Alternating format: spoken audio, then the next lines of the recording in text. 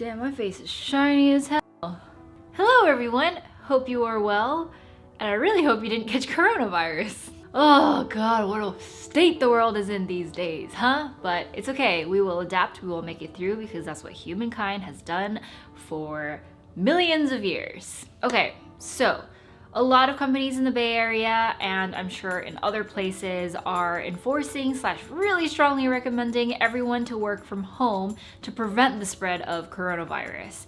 So I thought it would be a really good opportunity for me to talk about helpful tips in working from home. For some of you, this might be like your first time working from home, and for others, this might not be anything new because you work from home usually anyways.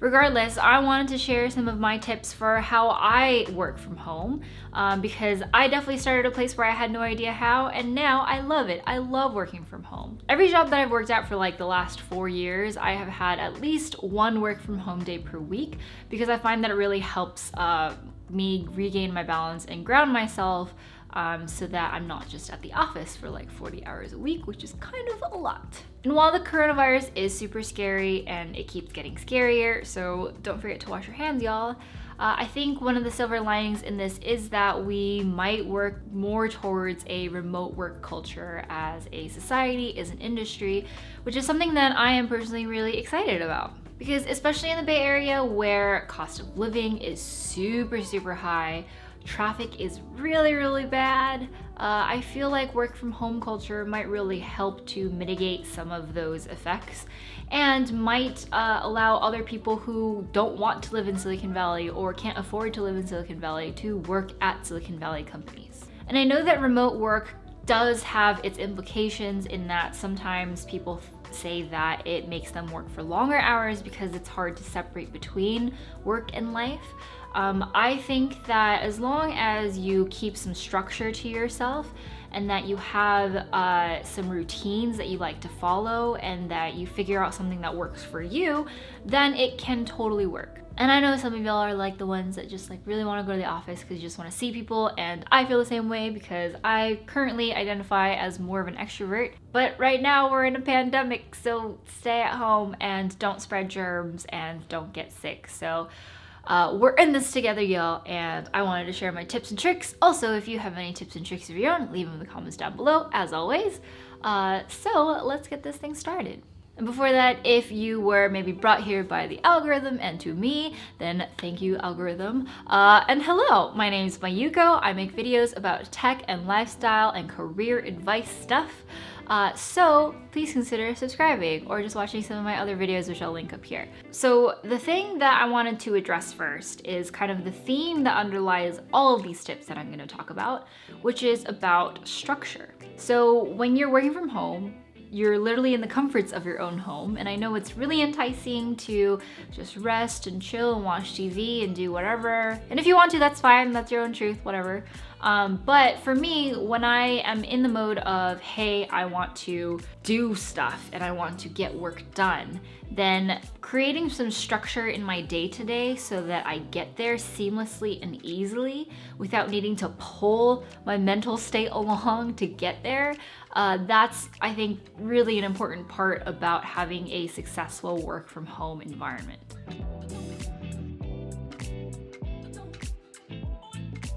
So the first tip is to stick to your usual routine for going to work, because that sets the stage for the rest of the day and kind of the tone for the rest of the day. So kind of try to do all the things that you would normally do on a work day, just minus the commute. So those are things like waking up in the morning at the same time as you usually do. And I know it's really enticing to stay in bed because you don't have to go anywhere and stuff, but starting off your morning at the same time helps your body remember that, hey, we're going to do things today. And waking up at the same time in the morning helps kind of start off the domino effect of all the other things that are happening. So waking up at the same time makes sure that I walk my dog at the same time in the morning. That's really important to me because I get some fresh air and I get a little bit of light exercise in before my work day. I also eat breakfast in the morning. I am a breakfast person. If I don't eat breakfast, I get really hangry and I can't think, and I'm just a very cranky person. So I usually eat what I normally eat, like a bowl of really good oatmeal or a Japanese breakfast, to help myself get into the state of thinking things are going to happen today. And I have like my morning tea or my morning coffee, I have my water. It's like really just all of the same stuff that I would be doing to prepare for a regular workday.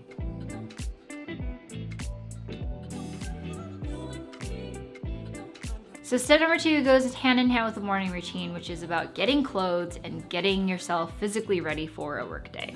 Again, I know it's really enticing to just stay in your pajamas all day, but I think that at least getting out of your pajamas into something else. It doesn't have to be like exactly what you would wear to work, because like I hate wearing jeans and I wear jeans to work, so I don't wear jeans on my work from home days, and instead I wear like some loungewear on the bottom. But it does help me to get out of my, okay, I'm done sleeping mindset. And I always wear like a shirt or something that I can make sure that I can hop into a call really easily without feeling embarrassed or sloppy. And for me, getting ready also means like putting my makeup on, because that helps me get into the mindset. A lot of this is just getting yourself and your body into the mindset of working. So yeah, putting makeup on like I usually do in the morning, like if I was going to work, also helps me to get there.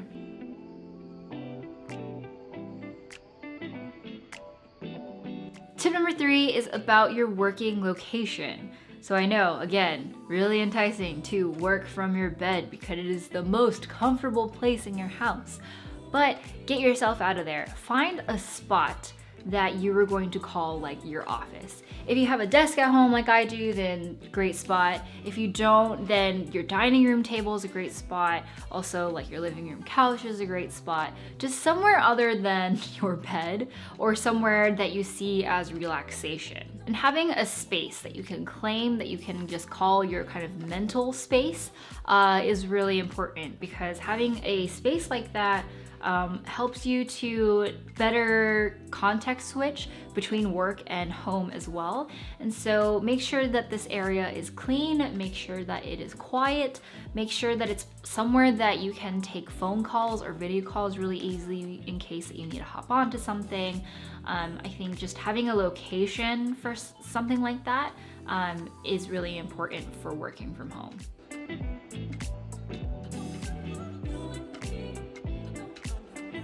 So my next tip is more kind of like a piece of advice than it is like a tip, I guess. And it's that it's okay if your workday working from home looks different from your workday working in the office. Because let's be real, you are in a completely different place, you're in a completely different environment, and so I think that having a little bit of flexibility there and not pressuring yourself, not expecting that you're going to perform the same way or do the same amount of work or communicate in the same way, I think is a realistic expectation to have. And I think it relieves you of the stress and pressure that you might put on yourself for working from home. And I know before this tip, I talked a lot about getting your mindset to a place of, okay, I'm going to work from home. But also I think it's just like a balance. Like what's the balance that you want to have between like feeling like you're at home and working from home versus like emulating working from your office as much as possible. And I think that's probably going to be a different answer for everybody. But I think it's a realistic expectation to have, to know that your work from home day is going to look very different from your work from office day. So for me, once I realized that, it was a little bit more forgiving and I had a little bit more flexibility in how I spent my time. And I think the biggest change that I incorporated into my life that helped with this was to just take breaks.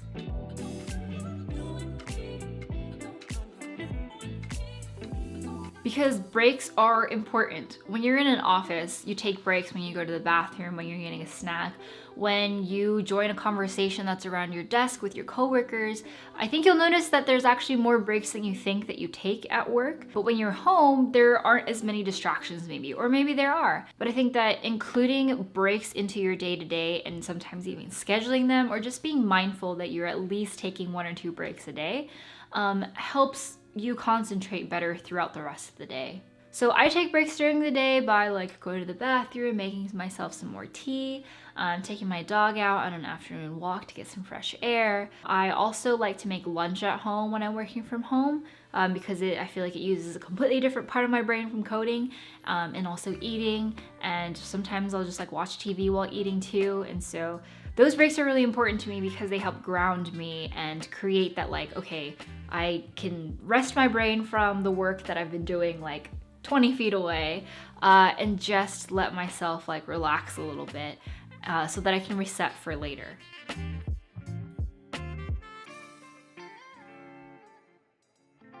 So my next tip is to communicate really well with your teammates when you're working from home. So this tip will apply to a lot of people who work on teams, especially in the tech industry, which is where I'm coming from. But it's really important to communicate, really over communicate when you're working from home, especially because you're not actually seeing these people that you're working with when you're working from home.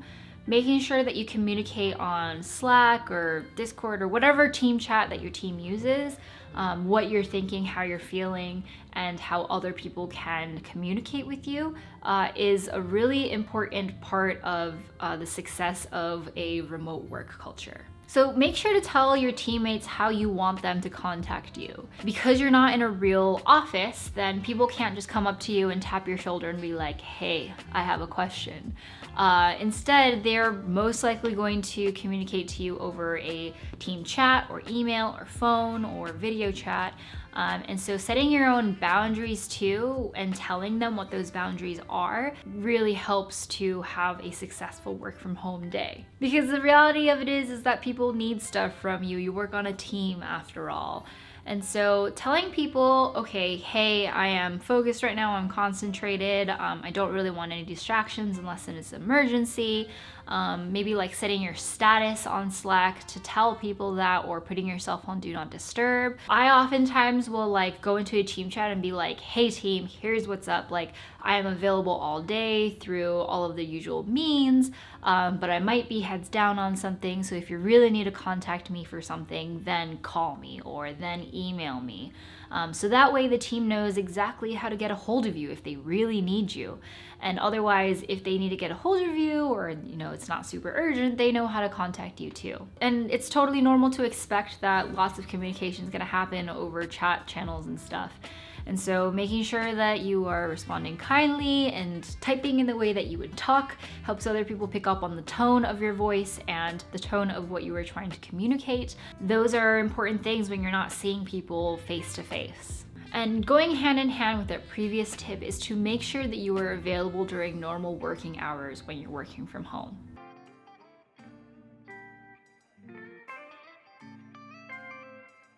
Because you work on a team and everybody works full time, everyone wants to depend on each other and needs to depend on each other to get the things that they need when they need it. So make sure that you're working the regular hours that you would usually like 9 to 5.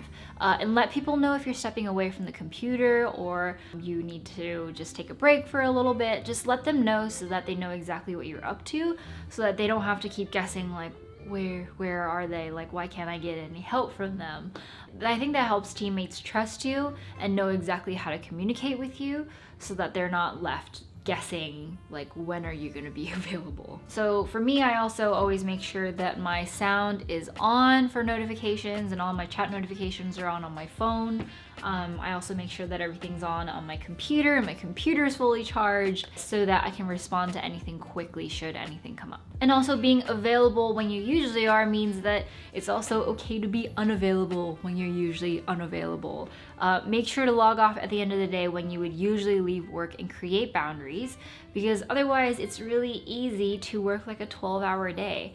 So just close your laptop, let people know like, hey, I'm off for the day, like let me know if there's anything that comes up, but otherwise I'll see you tomorrow.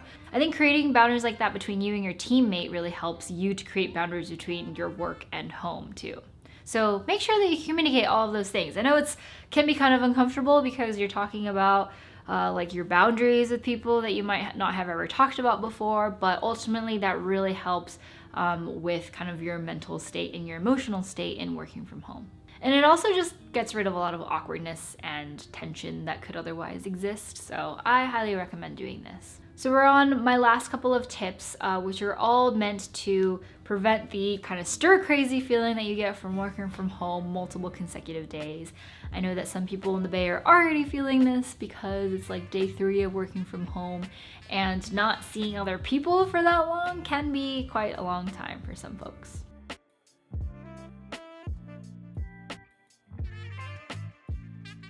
So, rapid fire some tips that I have for preventing stir craziness. Number 1, I said it before, but change locations. Don't stay at your desk for the full 8 hours, or don't stay at your desk every day for an entire week. Just change locations within your house, or change, go to a cafe or go to like a communal area, maybe in your apartment complex or something. Just have a change of scenery, and that will help a lot.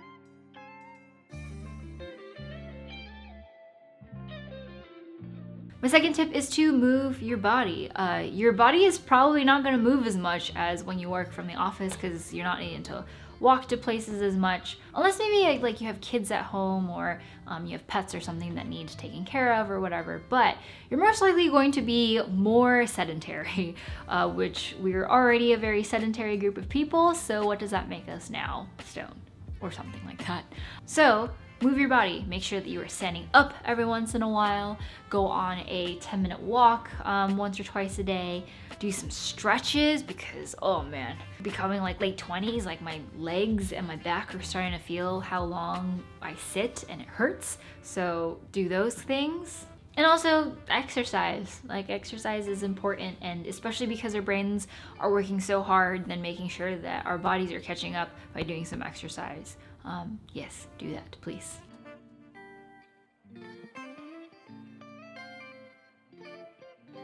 My last tip for preventing stir craziness is to use a Pomodoro timer, which I think really helps with kind of the focus and motivation bit. You could work from home and stay super focused for 6 hours a day, but I am not one of those people.